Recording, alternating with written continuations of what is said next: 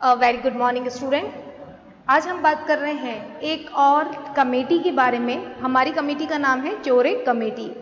Previous video में हम लोगों ने टंडन कमेटी के बारे में बहुत ही डिटेल में स्टडी की थी और साथ ही हमने एक प्रैक्टिकल क्वेश्चन से उसको सॉल्व किया था।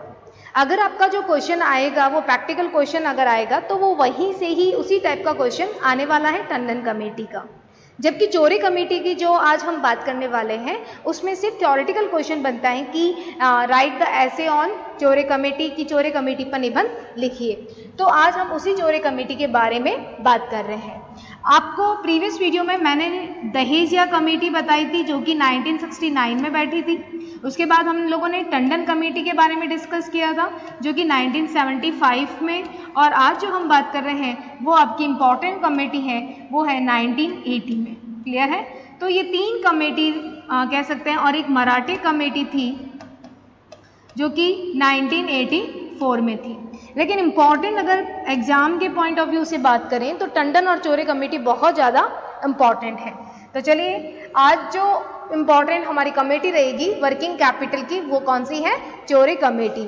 और इसी के बारे में हम डिस्कस करेंगे कि आरबीआई ने इस कमेटी को क्या रेफरेंस दिया, यानी क्या विचारणीय बिंदु दिया और इसने अपनी क्या रिकमेंडेशन रखी, उसके बारे में आज हम बात करने वाले हैं। देखिए यहाँ पे अगर हम इंट्रोडक्शन की बात करें इस कमेटी की, the Reserve Bank of India in March 1979, यानी कौन से महीने की बात है? मार्च की, और 1979 appointed another committee under the chairmanship of Shri KB. चोरे। ध्यान रखिएगा, एक और कमेटी को बैठाया किसने? आरबीआई ने। ये आपको ध्यान रखना है कि ये जो वर्किंग कैपिटल है उनसे रिलेटेड जो भी कमेटी को हायर किया जाता है या किसकी सिफारिश के बैठती है तो वो आरबीआई के बैठेगी। क्लियर है? साथ ही आपको ध्यान रखना है इसको अपॉइंट कब किया था? मार्च 1979। लेकिन जब हम आगे देखेंगे कि इसने अपनी जो रिपोर्ट है वो रिपोर्ट दी थी 1980। ऑब्जेक्टिव क्वेश्चन अगर आपका बनता है तो ध्यान रखिएगा, जो मीटिंग है उसको अपॉइंट करने का टाइम पीरियड अलग है और इसने अपनी रिपोर्ट अलग टाइम पे दी है।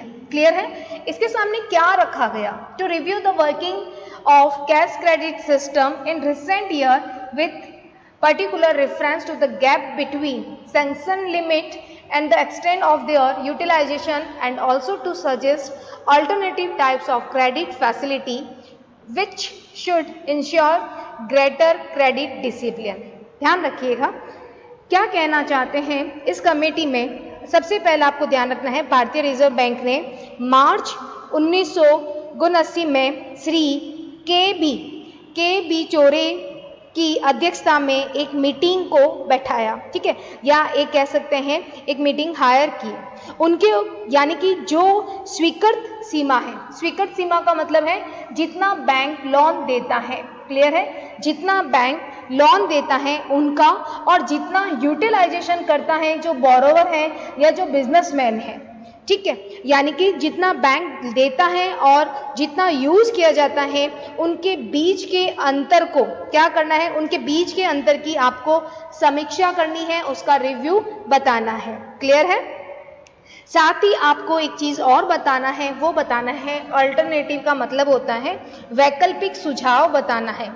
वैकल्पिक सुझाव किसके रेफरेंस में? वो है अधिक से अधिक क्रेडिट अनुशासन सुनिश्चित करना, यानी कि जो बोरोवर से और बिजनेसमैन ज़्यादा से ज़्यादा उधार लेके जाते हैं उनके बारे में कि वो सिर्फ बैंक पर ही डिपेंड नहीं रहे, वो अपनी वर्किंग कैपिटल का अरेंजमेंट अदर रिसोर्सेज से भी कर पाए। ठीक है, और दूसरा इनके सामने क्या टर्म्स ऑफ रेफरेंस थी कि आपको बताना है कि बैंक जो लोन सैंक्शन करती है, ठीक है, और जितना बिजनेसमैन यूज करता है उनके बीच का जो डिफरेंस होता है उसे कम करना। फॉर एग्जाम्पल कि एक बिजनेसमैन 1 लाख रुपीज बोरोवर करके लेके जाता है, ठीक है, उधार लेके जाता है बैंक से, बट वो सिर्फ 70,000 का ही यूज कर रहा है। तो ये जो 30,000 है वो क्या हो रहा है? यूज नहीं हो रहा है। अगर वो एग्जिट 70,000 ही लेके जाता अपने बिजनेस के लिए तो वो जो 30,000 इनके बीच का जो गैप है, ठीक है, वो 30,000 किसी और बोरोवर्स को, किसी और उधारकर्ता को देने में काम आते, जिससे हमारी इकोनॉमिक डेवलपमेंट ज़्यादा बेटर हो पाती। तो चोरी कमेटी के सामने दो बड़े बड़े टर्म्स ऑफ रेफरेंस थे।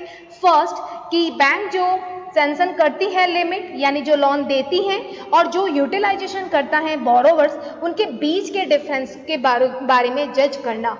दूसरा ये था कि आपको सजेस्ट करना है, सुझाव देना है, अल्टरनेटिव यानी वैकल्पिक बताना है कि जो बैंक है जो बिजनेसमैन है या जो बोरोवर है वो अपनी क्रेडिट फैसिलिटी का कहीं और से भी अनुशासन रूप से अरेंज कर पाए, ये बता रही थी। क्लियर है? आगे देखते हैं कि इन्होंने क्या अपनी रिकमेंडेशन दी होगी।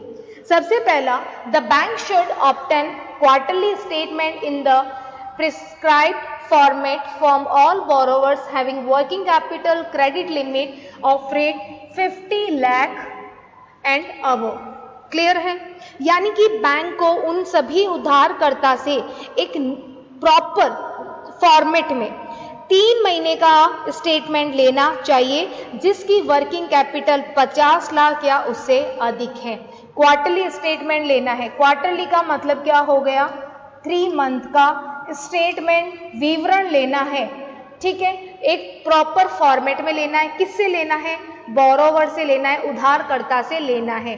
कौन से उधारकर्ता? जिनकी वर्किंग कैपिटल क्रेडिट लिमिट होगी 50 लाख या उससे ज्यादा। क्लियर है आपको?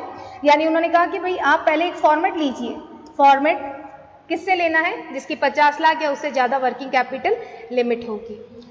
सेकेंड पॉइंट इंपॉर्टेंट क्या कह रहा है? The bank should undertake a periodical review of limit of rate 10 lakh and above. देखिए, बैंक को रुपए की सीमा की अवधि समीक्षा करनी चाहिए 10 लाख और उससे ज़्यादा हो। अगर कोई ज़्यादा, आप कह सकते हैं पीरियडिकल का मतलब होता है लंबे समय के लिए या आप लेके जाते हैं, उसमें आपको रिव्यू बताना है बैंक को, जो अमाउंट कितनी होगी 10 लाख या उससे ज़्यादा।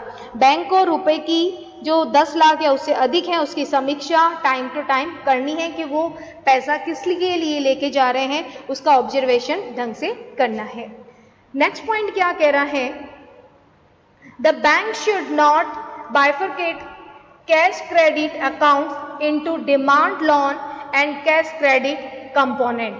आपको याद होगा कि टंडन कमेटी ने स्टाइल ऑफ लोन में, याद है आपको, मैंने आपको बताया था टंडन कमेटी की रिकमेंडेशन, और उसमें थर्ड पॉइंट था स्टाइल ऑफ क्रेडिट यानी ऋण देने का प्रकार। तो उसमें हमने क्या किया था? 2 पार्ट में डिवाइड किया था। एक था डिमांड लोन के रूप में और एक कैश क्रेडिट कंपोनेंट के रूप में।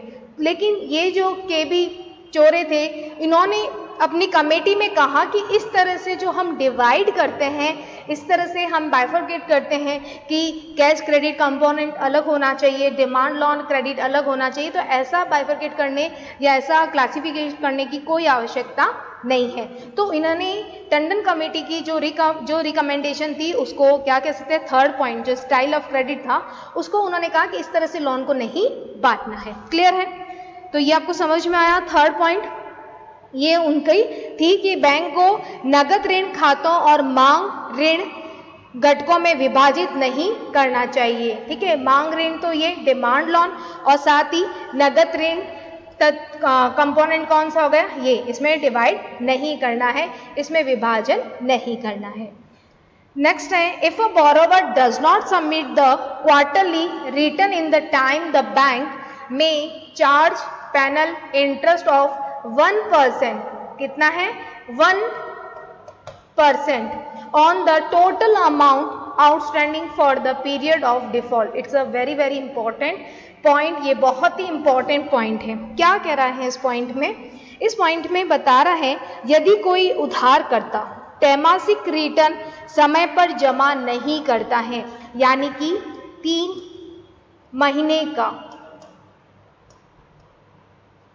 महीने का जो आप कह सकते हैं रिटर्न टाइम पर जमा नहीं कराता है, तो बैंक जो डिफॉल्ट होता है, यानी उसने डिफॉल्ट किया बैंक की, आप कह सकते हैं उसने जमा नहीं कराया, तो उसकी टोटल जितना भी जो टोटल अमाउंट है बकाया यानी आउटस्टैंडिंग, जो कुल जमा राशि बकाया है, उस राशि पर 1% का दंड ब्याज लगाना चाहिए। यानी कि जो बोरोवर क्वार्टरली रिटर्न टाइम पर नहीं सबमिट कराता है बैंक के पास में, तो बैंक क्या करेगी, उसकी जो बकाया कुल राशि है यानी टोटल अमाउंट ऑफ आउटस्टैंडिंग उस पे 1% इंटरेस्ट चार्ज करेगा, क्योंकि उसने क्या कह सकते हैं डिफॉल्ट की है, बैंक चूक की है, उसने टाइम पे सबमिट नहीं कराया। अगर यहाँ पे 1% उस पे इंटरेस्ट लगाया जाता है तो आप मानिए कि दूसरे जितने भी बोरोवर होंगे वो टाइम पे क्या करेंगे, सारा का सारा स्टेटमेंट, सारा का सारा रिटर्न जो है वो टाइम पे भर के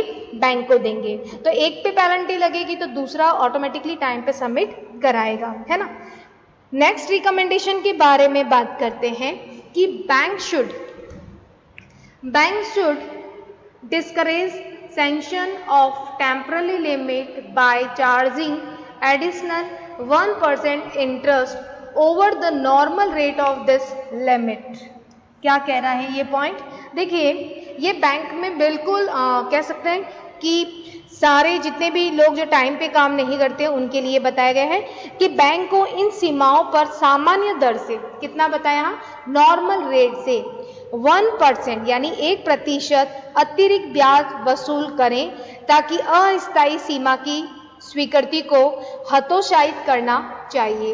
बैंक शुड डिस्करेज का मतलब क्या आता है, हतोत्साहित करना, कौन सा, sanction of temporary limit by charging additional 1%। आपको पता होगा कि किसी भी बिजनेस में दो तरह की वर्किंग कैपिटल नीड होती है। कितने टाइप की होती है वर्किंग कैपिटल, दो तरह की वर्किंग कैपिटल हमेशा नीड रहती है। एक होती है फिक्स्ड वर्किंग कैपिटल, ठीक है, और एक वर्किंग कैपिटल होती है वो होती है वेरिएबल, या मैं इसे कह सकती हूँ सीजनल, या कह सकते हैं आप फ्लोटिंग, कोई भी वर्किंग कैपिटल इसे बोल सकते हैं। क्लियर है। देखिए फिक्स्ड वर्किंग कैपिटल वो होती है जो बिजनेस को चलाने के लिए मिनिमम रिक्वायरमेंट रखती है। मिनिमम रिक्वायरमेंट हमेशा रहेगी किसी भी बिजनेस को चलाने के लिए, ठीक है, तो कोई दिक्कत नहीं है, मिनिमम रिक्वायरमेंट चाहिए किसी बिजनेस को। लेकिन ये जो वेरिएबल वर्किंग कैपिटल है इसमें बहुत ज़्यादा फ्लक्चुएशन आता है, कभी ये ज़्यादा और कभी ये कम हो जाती है।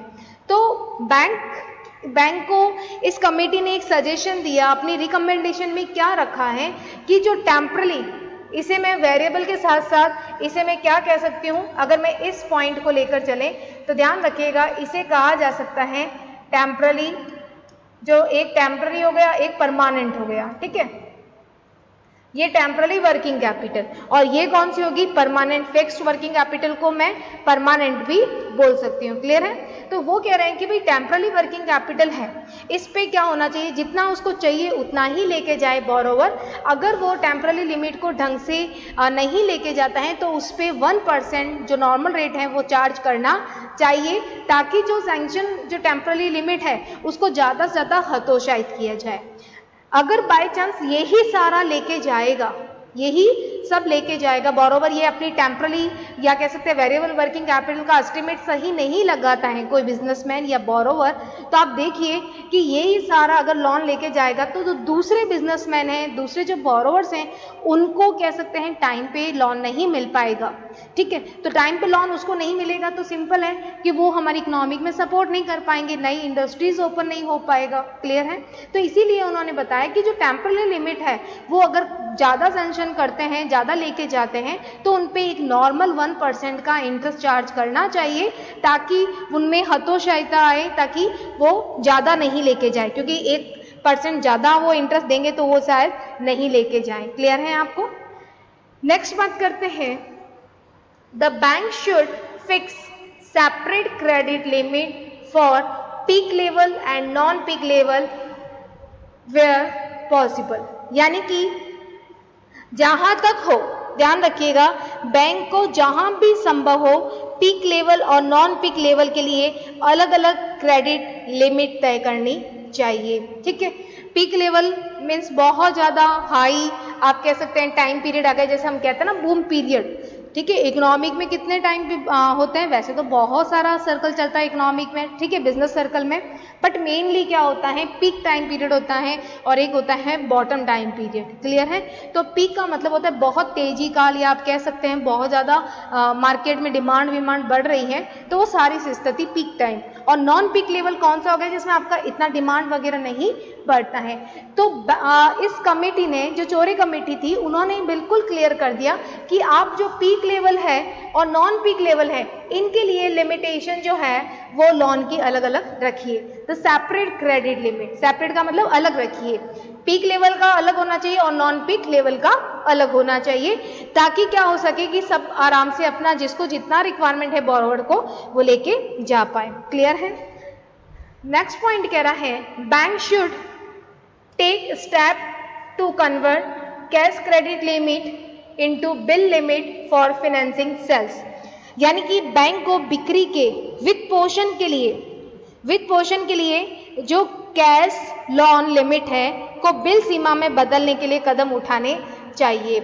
यानी कि इस कमेटी का मेन एक नई रिकमेंडेशन थी जो थोड़ी डिफरेंट थी, वो ये था कि bank should take a step, यानी कि बैंक को एक स्टेप, एक कदम उठाना चाहिए। किसके बारे में?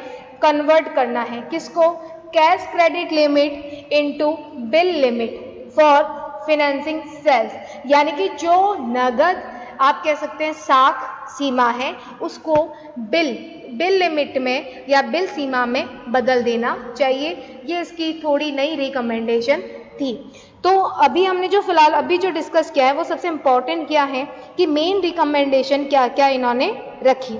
ठीक है, साथ ही अगर हम और इसकी रिकमेंडेशन की बात करें तो ध्यान रखिएगा कि टंडन कमेटी के जो तीन मेथड थे, आपको याद होगा कि मैंने 3 मेथड बताए थे टंडन कमेटी के, तो उन तीनों मेथड में से चोरे कमेटी ने इस सेकंड मेथड को बताया बेस्ट मेथड। सेकंड मेथड को बेस्ट मेथड बताया क्योंकि इसमें जो करंट रेशियो था उसमें कितना दे रखा था 1.33:1।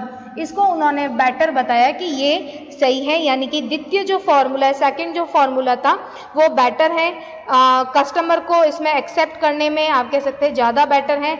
बैंक के पास में जो नए आप कह सकते हैं एप्लीकेशन लेने आ सकते हैं क्रेडिट फैसिलिटी के लिए, और बहुत ज़्यादा बैंक की इनकम भी बढ़ सकती है अगर इस सेकंड मेथड से वो काम करे। तो आप देख सकते हैं कि ये रिकमेंडेशन थी किसकी? चोरे कमेटी की, जो हमने डिस्कस की है। ठीक है, तो ध्यान रखिएगा चोरे कमेटी को हायर कब किया था? मार्च 1979। कमेटी ने रिपोर्ट कब दी? 1980 में। ठीक है, और अभी हमने सारी की सारी ये इसकी आप कह सकते हैं रिकमेंडेशन जो सिफारिश थी उनके बारे में हमने डिस्कस किया। ठीक है, ध्यान रखिएगा जो इनके सामने मेन जो टर्म्स रखे थे वो क्या था कि कोई भी बैंक है, जो भी बैंक है उसके द्वारा जो भी इंडस्ट्री को या बिजनेस को जो लोन प्रोवाइड किया जाता है उनके अदर ऑप्शन जरूर बताने हैं। मैंने आपको इसमें भी बताया था कि अल्टरनेटिव बताना है। आपसे पूछा जा सकता है कि टर्म्स ऑफ रेफरेंस क्या थी? टर्म्स ऑफ रेफरेंस चोरे कमेटी की, तो फर्स्ट क्या थी? ये अल्टरनेटिव बताना, ठीक है, विकल्प बताना कि और कहीं से भी अरेंज किया जा सकता है। कस्टमर से जो इंफॉर्मेशन, जो स्टेटमेंट मांगा जाता है वो डिसिप्लिन रूप से जमा कराना है। यानी कि जो भी सारा का सारा काम कस्टमर को जो है, बोरोवर को है, वो डिसिप्लिन से करवाना है। तीसरा क्या इंपॉर्टेंट था? जो मेन पॉइंट है क्या था? जो आपका जो बैंक लोन देता है वो, और साथ में जो बिजनेसमैन यूज करता है उसके डिफरेंस को कम करना, ठीक है। जैसे बैंक जो है सैंक्शन ज़्यादा कर रहा है लोन, लेकिन बिजनेसमैन उसको कम यूटिलाइज कर रहा है, तो हमें उसको क्या करना है? बहुत ज़्यादा कम करना है, जिससे और बोरोवर को लोन फैसिलिटी मिल पाए। तो ये जो आज हमने डिस्कस किया था वो था चोरे कमेटी। ठीक है, चोरे कमेटी का जो क्वेश्चन बनेगा वो यही बनता है कि आपको इस पे निबंध लिखने के लिए क्वेश्चन आ सकता है कि बताइए। तो ध्यान रखिएगा पहले आपको ये स्टेप बाय स्टेप आंसर देना है कि पहले ये committee reserve Bank of India ने बैठा इस मीटिंग को मार्च 1979 और इसकी जो चेयरमैनशिप थी वो किसके पास थी, केपी चोरे। तो इनकी नाम से ही इस कमेटी का नाम बन गया था कि ये कमेटी। क्लियर है। फिर आपको टर्म्स ऑफ रेफरेंस आप पॉइंट वाइज भी बता सकते हैं कि सैंक्शन लिमिट और जो यूज करते हैं उनके बीच का जो डिफरेंस होता है उसे कम करना। सेकंड कि बोरोवर को, बैंक जो है वो बोरोवर्स को या बिजनेसमैन को, इंडस्ट्री को सजेशन दे कि आप और कहीं से भी वर्किंग कैपिटल के लिए अल्टरनेटिव ऑप्शन ले सकते हैं। और तीसरा है कि जो भी बोरोवर लेके जाए वो सारी की सारी टाइम पे रिपोर्ट सबमिट कराए। तो ये था इम्पोर्टेंट हमारी चोरे कमेटी। मिलते हैं नेक्स्ट वीडियो में नेक्स्ट टॉपिक के साथ। Thank you.